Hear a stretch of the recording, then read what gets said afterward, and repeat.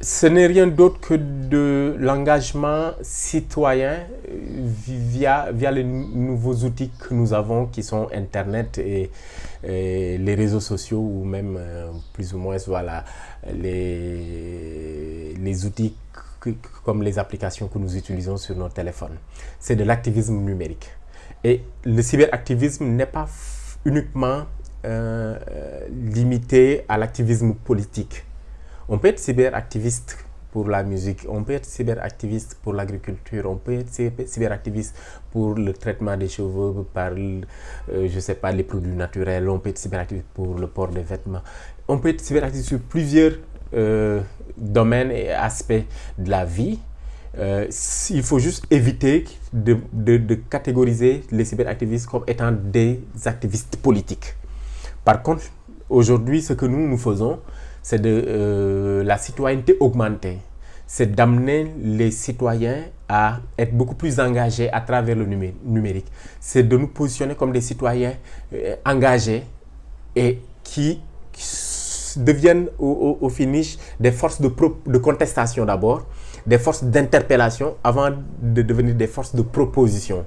Pour dire qu'on a plusieurs processus.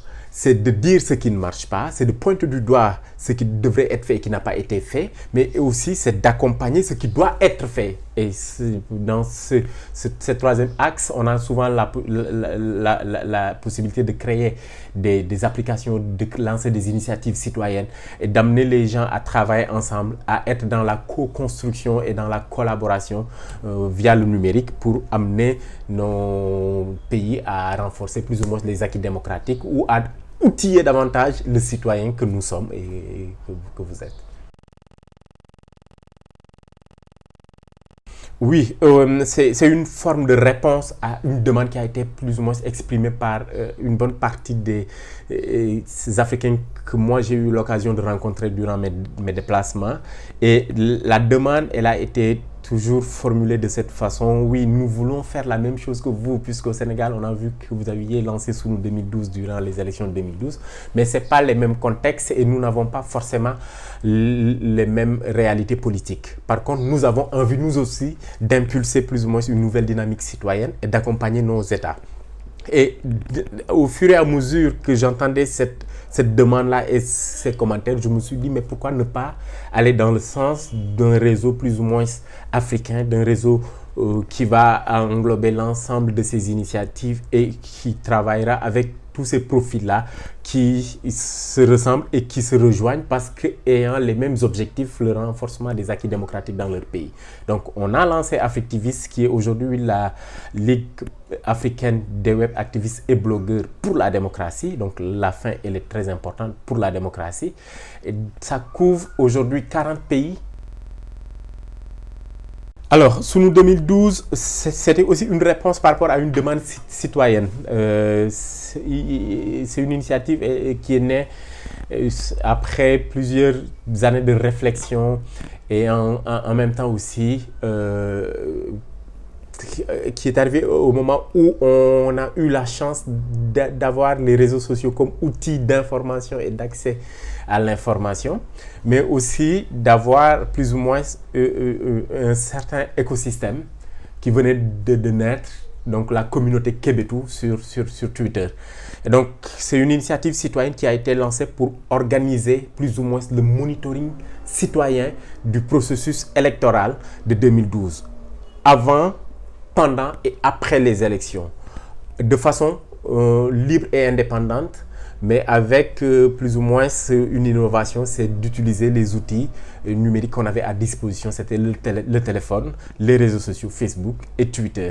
Et donc, ça nous a permis d'informer, de sensibiliser, d'amener les internautes à s'approprier en fait ce débat politique et de se poser les bonnes questions par rapport aussi au choix électoral, mais en même temps d'impacter au niveau des familles et des localités, parce qu'on sait tous qu'en Afrique, nous, on connaît l'Internet communautaire. Ce qui se dit sur les plateformes comme Twitter et Facebook se discute après dans les salons et dans les foyers. Et c'est l'astuce qu'on a voulu utiliser dans Sunu 2012. Et on s'est rendu compte que durant Sunu 2012, on a eu la possibilité en fait de travailler et de collaborer avec les médias classiques. On a travaillé avec les télévisions, les radios. Et le jour du scrutin, on s'est rendu compte que les résultats que Sunu 2012 diffusait, c'est ce qui avait été en quelque sorte repris par des télévisions, par les radios. Et ça a créé aujourd'hui le succès qu'a connu Sunu 2012. Et ça a été répliqué dans plusieurs autres pays, comme la Guinée, le Burkina Faso, le Bénin, le Togo et dans d'autres pays de la sous-région.